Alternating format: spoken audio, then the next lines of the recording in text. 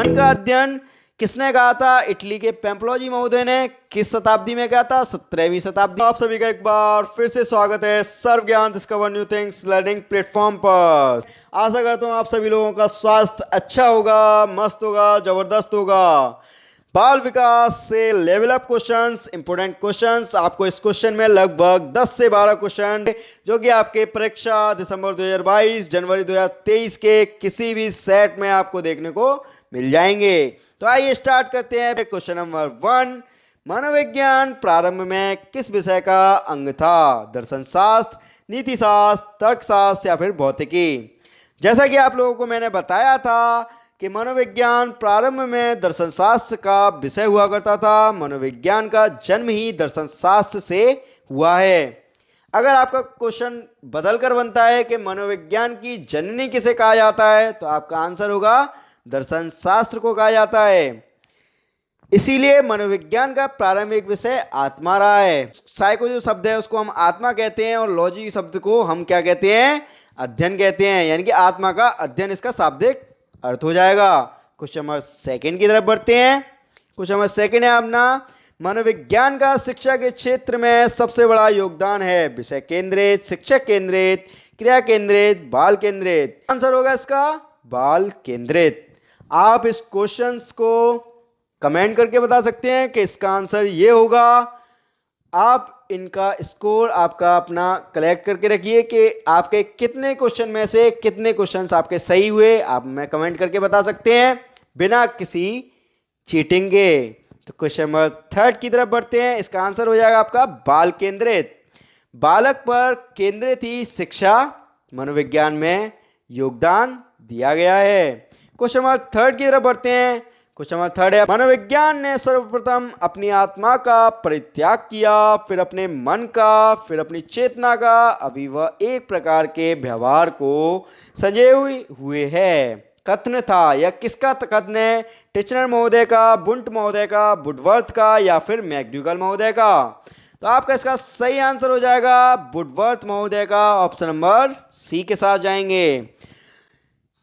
मैंने जैसे कि आपको बताया था 16वीं शताब्दी में जब मनोविज्ञान शब्द का उदय हुआ 1590 ईस्वी में रुडोल्फ गोएकली के द्वारा, उसके बाद अरस्तु महोदय को मनोविज्ञान का जनक कहा गया। 16वीं शताब्दी में आत्मा का विज्ञान मतलब कुछ मनोवैज्ञानिक ने कहा इनको, अरस्तु महोदय, रुडोल्फ गोएकली महोदय और आपके प्लेटो महोदय इसमें शामिल थे। उसके बाद शताब्दी बीती, 17वीं शताब्दी आई, इटली के पेम्प्लोजी महोदय ने इसको मन का या मस्तिष्क का विज्ञान कहकर संबोधित किया। जैसे जैसे फिर समय बीतता गया, 18वीं शताब्दी और 19वीं शताब्दी आई, चेतना का मनोविज्ञान विलियम जेम्स, विलियम बुंट और टिचनर महोदय ने इसको संबोधित किया। फिर शताब्दी बीती, 20वीं शताब्दी पर मनोवैज्ञानिक थॉर्नडाइक महोदय, पावलॉक महोदय और स्किनर महोदय आए। उन्होंने इसको व्यवहार का विज्ञान कहा गया, इसीलिए आपका यह कहा गया है कि व्यवहार संजोए हुए है। यह कथन वुडवर्थ महोदय जो कि एक मनोवैज्ञानिक थे, उन्होंने कथन या कहा। क्वेश्चन नंबर 4 की तरफ बढ़ते हैं इसी के साथ। बाल मनोविज्ञान के अनुसार शिक्षा के क्षेत्र में मुख्य स्थान है? बालक का, अध्यापक का, अभिभावक का या फिर प्रशासक का? तो इसका आपका सही आंसर हो जाएगा बालक का स्थान है। क्यों है? बाल मनोविज्ञान के अनुसार शिक्षा के क्षेत्र में मुख्य स्थान बालक का होता है। वर्तमान समय में बाल केंद्रित शिक्षा दी जा रही है। बाल केंद्रित शिक्षा में शिक्षा शिक्षण पद्धति बालक के हिसाब से ही प्रस्तुत व निर्धारित की जाती है। मीन्स आपका ये हो गया, बालक के अनुसार दिया गया ज्ञान बालक को सर्वोच्च शिखर तक पहुंचा सकता है। क्वेश्चन नंबर 5 की तरफ बढ़ते हैं। निम्न में से कौन सी शिक्षा मनोविज्ञान की सर्वाधिक वस्तुनिष्ठ विधि है? अंतः दर्शन, बाह्य दर्शन, अवलोकन या फिर प्रयोगीकरण?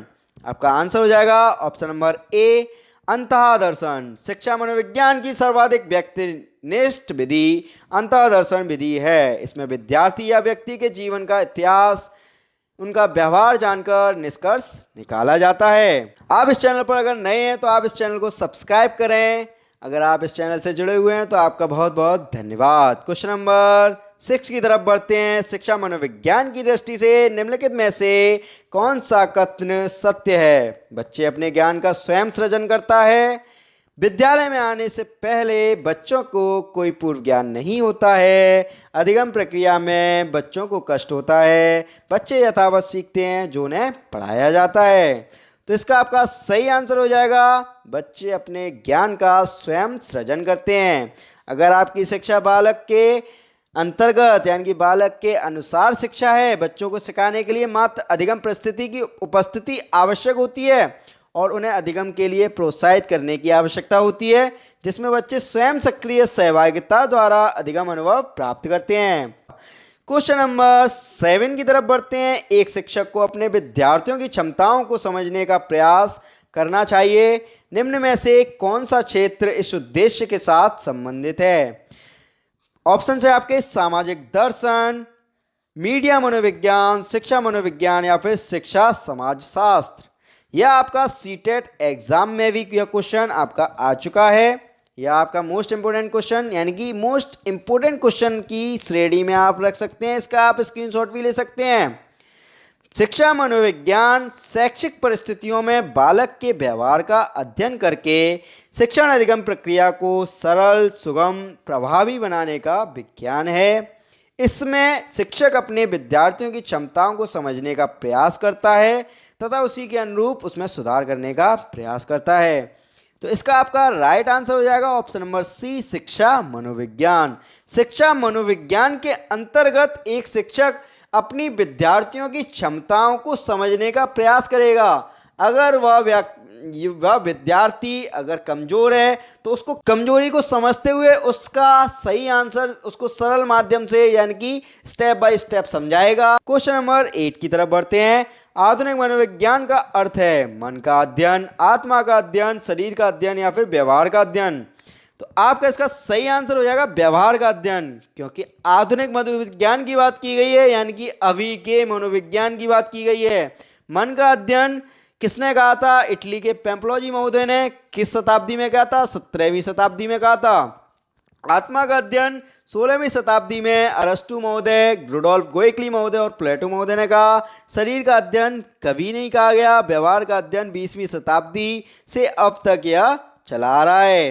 तो क्वेश्चन नंबर 9 की तरफ बढ़ते हैं। प्राथमिक शिक्षक के लिए बाल मनोविज्ञान का ज्ञान आवश्यक है क्योंकि यह बच्चों को अनुशासित बनाने में सहायता करता है, परीक्षा में परिणाम में उन्नति होती है, यह बच्चों को अभिप्रेरित करने के लिए सुविधाजनक तरीका बन जाता है, यह बच्चों के व्यवहार को समझने की में शिक्षक की सहायता करता है। आपका option number D right answer हो जाएगा। यह बच्चों के व्यवहार को समझने में शिक्षक की सहायता करता है।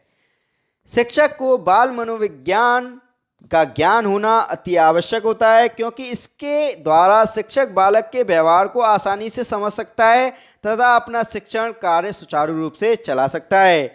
अगर कोई शिक्षक बालक के मन को समझ लेता है तो वह उसके मन के अनुसार, मस्तिष्क के अनुसार उसको ज्ञान बहुत ही सरलतम रूप से प्रसारित कर सकता है। 10वें नंबर क्वेश्चन की तरफ बढ़ते हैं। बाल मनोविज्ञान का केंद्र बिंदु है अच्छा शिक्षक, बालक, शिक्षण प्रक्रिया या फिर विद्यालय। तो आपका इसका सही आंसर हो जाएगा ऑप्शन नंबर बी, बालक। बाल मनोविज्ञान का केंद्र बिंदु बालक।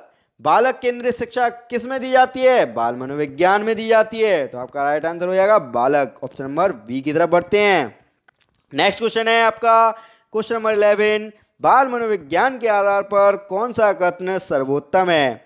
ऑप्शन नंबर ए है आपका सारे बच्चे एक जैसे होते हैं, कुछ बच्चे एक जैसे होते हैं, कुछ बच्चे विशिष्ट होते हैं, प्रत्येक बच्चा विशिष्ट होता है। तो आपका ऑप्शन नंबर डी आपका आंसर हो जाएगा। यह आपका शिक्षा शास्त्र से रिलेटेड प्रश्न है कि आपका सही आंसर कौन सा सही होगा। प्रत्येक बच्चा विशिष्ट होता है।